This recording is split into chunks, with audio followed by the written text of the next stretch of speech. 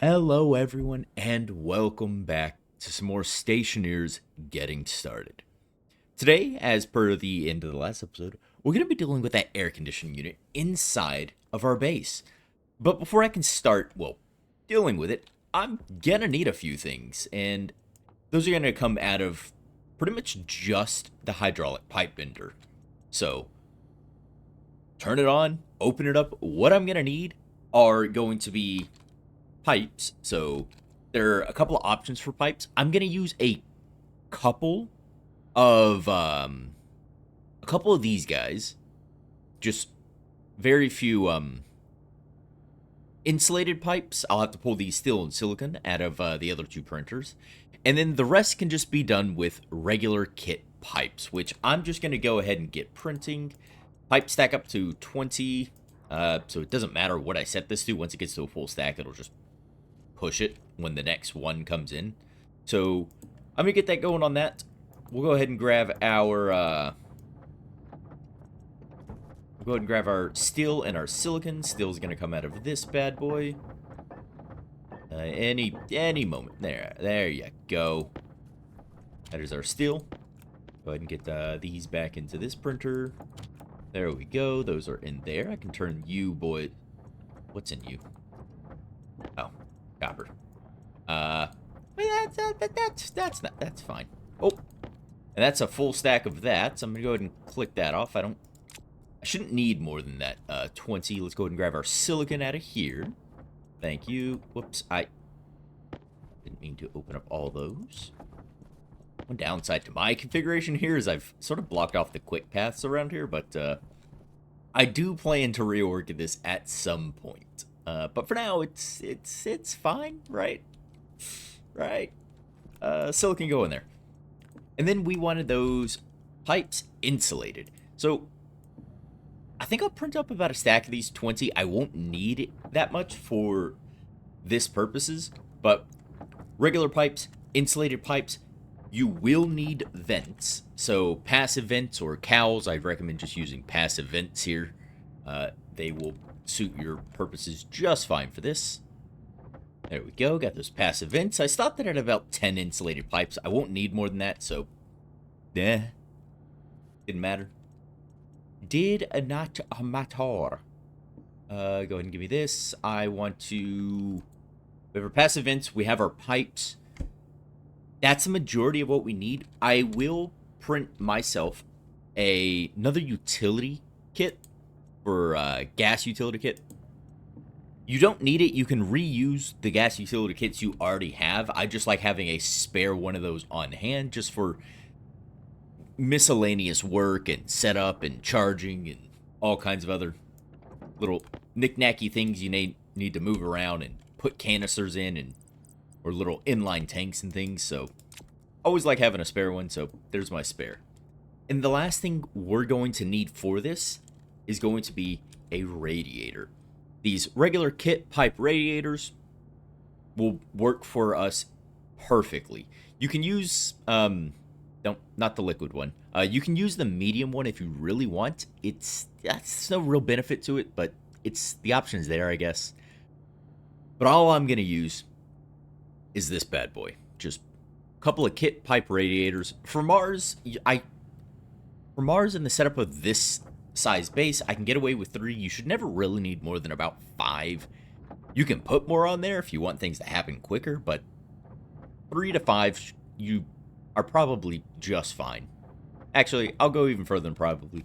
You will be just fine. There we go. I have printed up 5 because I was talking too long. Go ahead and turn all of you bad boys off. There. And now we have the majority of what we need. So, let's go inside and start dealing with our AC problem, shall we? And here we are. Inside, I've set my suit on our lovely little shelf over here. I even moved this light over into this hallway just here. Hunger caution. Caution on my hunger. I have a potato somewhere. I thought I had a potato. I know I have more boneless cereal bars, I do believe. Somewhere. Yeah, I've got plenty of boneless. Where's my potato? Did I put it in my uniform? No. Hmm.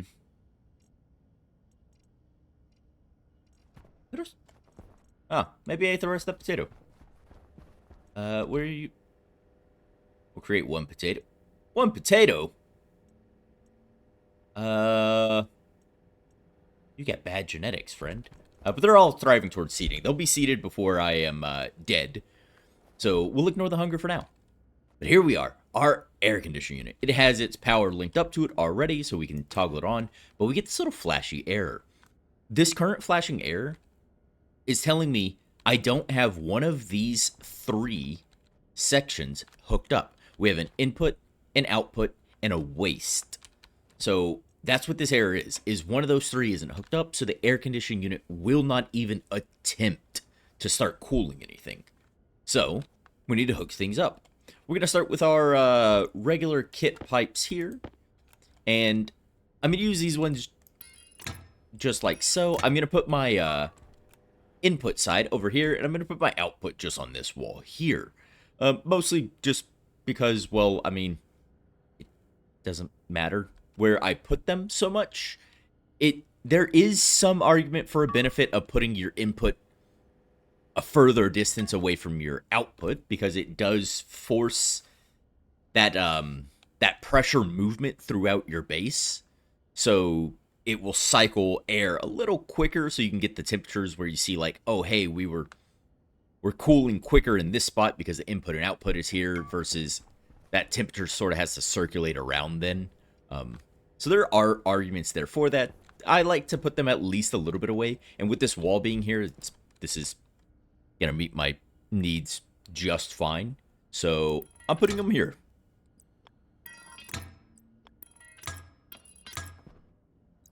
And there we go. Got those set up. And this is where our passive vents come in. One will go there, and one will... oh, I didn't, whoops. Excuse me. Hold on. There we go. Yeah, one will go there. There we go. So input and output are set. Next thing I'm going to need is to set up this waistline here. Just here. It comes out the front. I really wish... I really wish this didn't come out the front, because it makes for some awkward piping work.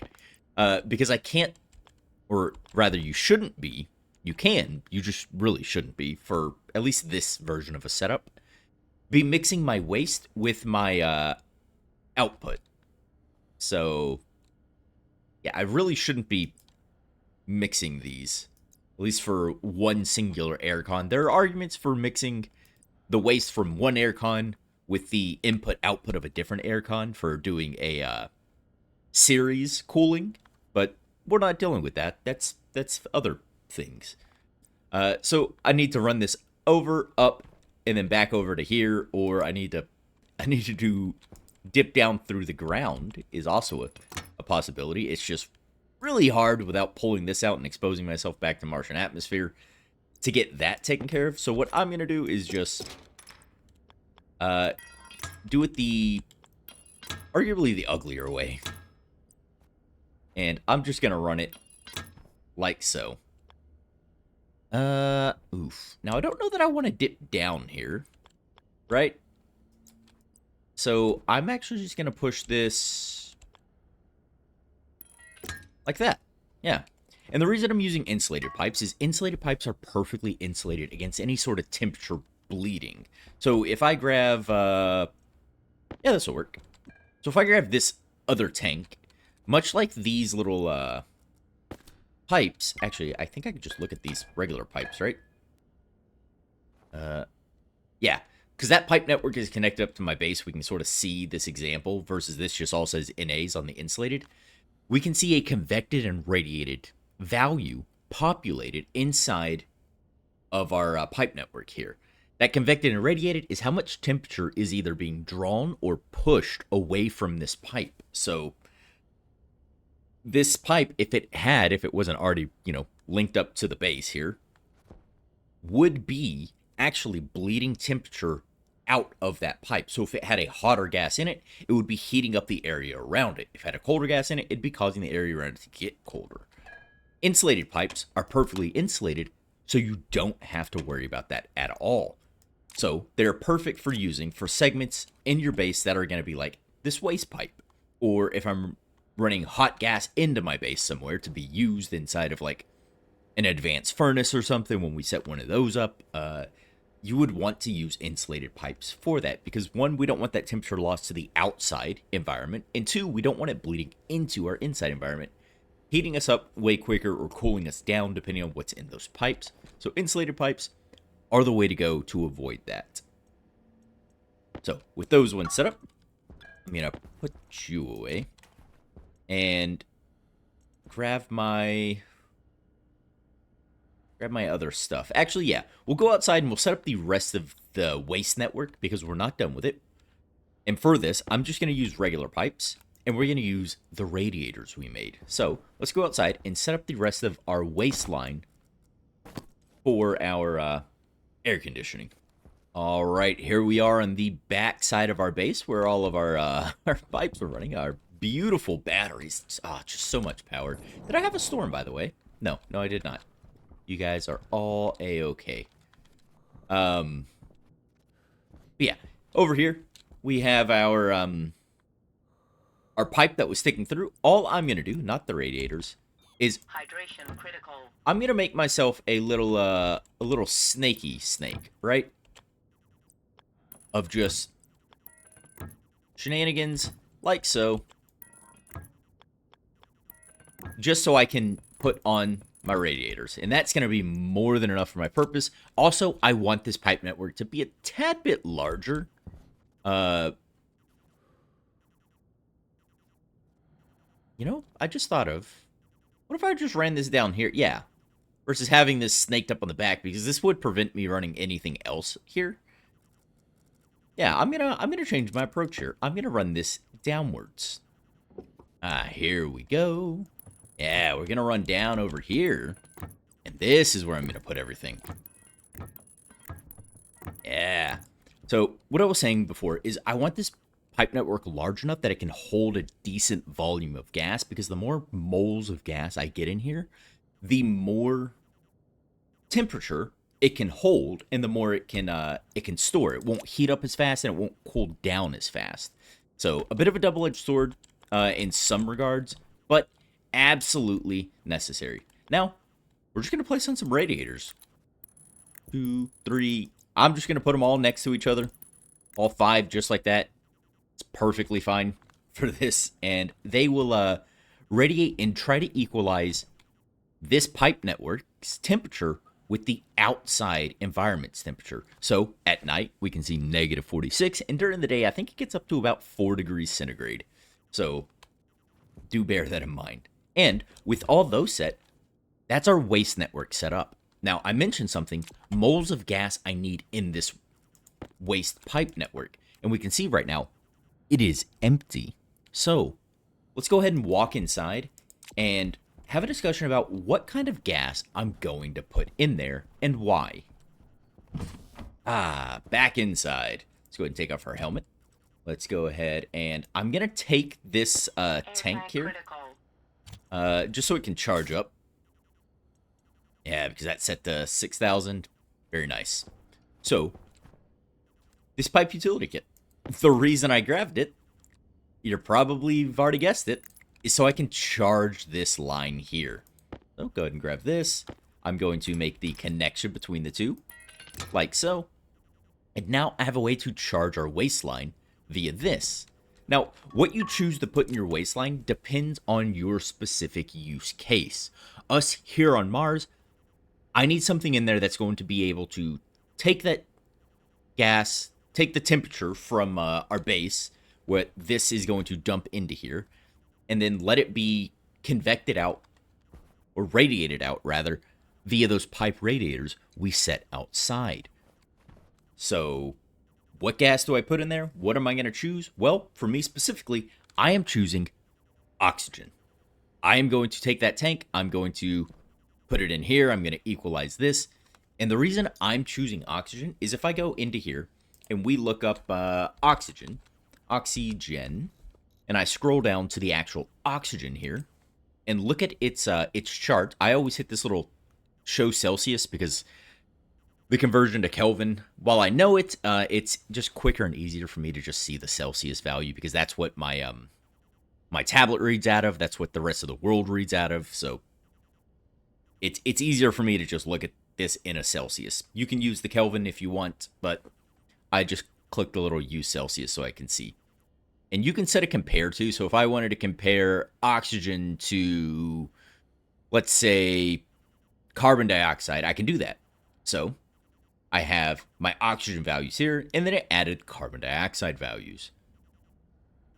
I'm going to get rid of those for the moment because we'll go look at carbon dioxide's chart itself because they're a little, I think it's nicer to read them one by one. But oxygen, what I chose as oxygen is that even at, we say, 4.7 megapascals of gas, of pressure inside of a pipe network, it would have to get down to negative 116 degrees centigrade before that oxygen in those pipes starts liquefying, and it'd have to get down even further to a negative 217 before it solidifies into pure oxygen ice. Meaning, my pipes will be fairly safe. If you get liquid in your pipes, they start getting stress buildup, and your pipes do eventually explode. So, Mars doesn't get down to a negative 116. So, I don't have to worry about that at any pressure I put inside of that thing. And that allows me to be a little safer. Now, if I scroll a little bit up, I see oxygen has a specific heat of 21.1 joules per Kelvin. Or not Kelvin, per 21 joules. Which means it's decent at moving heat. It's got a latent heat of 0.8 kilojoules per mole, which is, yeah, it's respectable. Now, if I went and looked at carbon dioxide, another good choice, but not so much for my use case. If I go look at carbon dioxide, scroll down here, grab our little gas here, I see it's got its own little chart, and it displays out a little differently. Carbon dioxide will liquefy, if I look over here, at about 5 megapascals at negative 10 degrees centigrade. So, if I didn't want the carbon dioxide in my system to liquefy, I'd have to keep it above 10 degrees centigrade. But I know that nighttime gets to negative 46 on Mars. So if that pipe network ever dipped below that negative 10, it would start building up liquid and then eventually explode. That's if I had it at 5 megapascals. Now let's look at the lower end of that range. At negative 54, yeah, we're safe. Mars doesn't get down below that, so my pipe network should never get to that. I would only be able to have 535 kilopascals worth of pressure in there, which isn't going to equate to a whole lot of moles of gas. But if we said negative 46, if we tried to min-max it, I could still only have 842 kilopascals of pressure in that line. Carbon dioxide is good in different use cases at higher temperature differentials, not so much for Mars. So oxygen is a safer bet. Now I could go through and I could look at all the other gas types that we could get. We could look at pollutant. We could look at nitrogen, nitrous oxide, just all the different things, volatiles. But I'm gonna have some water, but I'm not gonna worry about that because we have oxygen. It's fairly abundant. We have a way to get more oxygen. We're already set up to filter for it to get it stored up, and we've already got a fair bit of it here. So I'm just gonna use oxygen. Now to charge this line, since I have it hooked up directly, when I put my tank in here, it's just going to equalize with this pipe network. So, drop it in, and I see that it equalizes. So I got 106 moles in there, and 9.2. We see the temperature is coming down. That's because it's radiating with the outside. Because this is hooked up to those pipe radiators out there, the temperature is slowly coming down. Now, I'm going to go ahead and add this again. I'm going to let this fill back up to about 6,000 kPa. I'm going to equalize it again, and I should get about 50% of what I got just then. So I should be up to like 150 moles. The more moles of gas you have in there, the better this system is going to work, up to a certain point. More moles of gas means it holds more heat, so it takes longer to heat up. But do keep in mind that more moles of gas also means it's going to take longer for it to cool down. But it will eventually cool down. So just keep that in mind. There's a sweet spot in there. But now that there's gas in there, I'm not going to wait. Well, actually, I will wait. I'll wait for this. Okay, well, I've added it twice, actually. We've got our network here is up at 225 moles. I've eaten as well, so we don't have to listen to me panting. All right, I've even ran the AC for just a moment. As you can see, the temperature is down to 26. If I look at this, well, actually, if we click this on, we can see we can change the temperature, plus, minus, and we can start, which just starts the cooling process. Now, it moves in increments of 10. If you want a different specific temperature, you can hold C, and it will move it in smaller increments of 1 in this case. I don't know why it doesn't give you that tooltip for this thing, but it does for pretty much everything else. But do know that you can move it in smaller increments. I'm just going to set it at 21. I'm going to hit start, and it's going to start cooling. See a little bit of airflow happening because we got our input, output. It's causing this little swirly loop boy. I do love seeing the motion of the air happening. And we can look at the pipe network here. Temperature is going up. It's not cooling as quickly. It does cool, and it will eventually reach a state where it's cooling and heating at about the same rate for this. Because once we hit that 21 degrees, it's not going to pull as much heat out as constantly, which means I'm not going to have to worry about this heating up as quickly, and it will start cooling, and it'll reach sort of a homeostatic period where it's putting in as much as it's radiating out eventually. So long as I'm not unduly adding heat to this area, which will start happening once we enclose our workshop area, because all of our printers actually output heat, as does all of the machinery, really. So do keep that in mind. That's what will happen there. You can see it's not heating up as quickly now, but if I also look at this little thing here, we've got a few different readouts. We have processed input, we have operational temperature efficiency, we have temperature differential efficiency, and then we have pressure efficiency.